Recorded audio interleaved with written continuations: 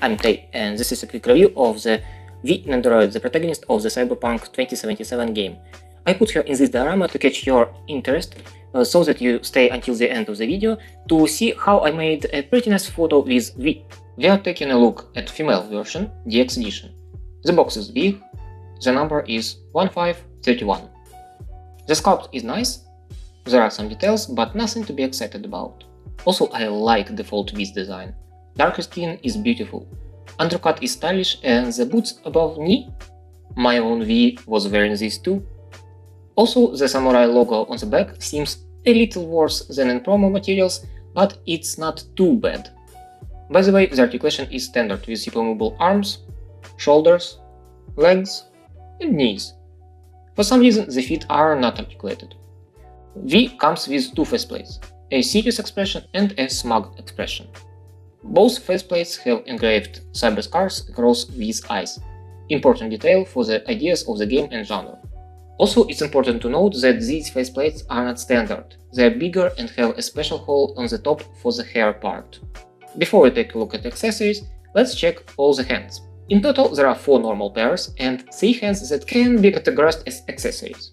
Normal pairs are open hands, hands for holding bike handlebars, hands for holding weapons, and another hands for holding weapons, but a little lower. I think the difference is insignificant and they could have given us normal fists instead. Anyway, let's start checking the accessories with a special hand that comes with a monowire, which can't be formed as you wish because it's not flexible, but you can remove it from the hand and replace it with a piece of orange wire. And the last hands to show are Mantis Blade's hands, an iconic weapon featured in many promo materials that I totally ignored during my playthrough. They look really cool, but in hands they seem to be a little brittle, so I suggest a little caution while playing with them. And finally we are starting with other accessories, which are mostly guns. I did my best to find them in-game, but it wasn't easy for some. For example, this submachine gun seems like a variation of Kang Tao G58 Diane, and there is nothing special about it. Next, there is an assault rifle that looks like a Moron Labe, an iconic variant of the Militech M251S Ajax. By the way, the name of the weapon is a parody of the term Molon Labe, a Greek expression of defiance meaning come and get them. The pistols were the hardest to identify. The one in the left hand is similar to Militech M10AF Lexington. And I'm struggling with the right one, because it bears some resemblance to both Arasaka JKE X2 Kenshin and Constitutional Arms Liberty. What do you think? Which is closer? But whatever, finding the flamethrower was a lot of fun. When the game came out, I cleared all the plot, side quests and points of interest, but I couldn't remember even one flamethrower there.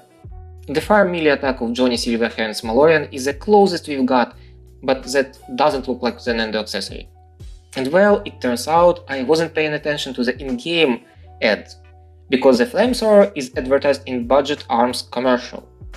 So now you know that it's called Budget Arms CRISPR, it's super cheap, and it's not actually available in the game.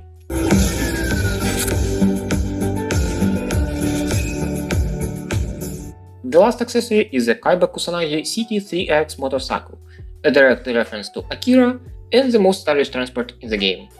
I was riding only this bike during my playthrough. It's the biggest Nendo bike I've got, and the biggest problem is that it's not articulated. Wheels don't move and you can't make it turn. But in fact, it was the same for Hermes, so it wasn't a surprise. So I believe it's a nice accessory.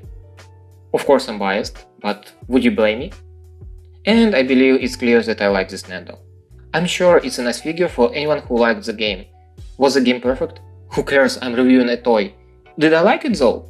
Yes, I liked the game enough to pre-order Johnny Silverhand and shoot one of the prettiest photos of mine.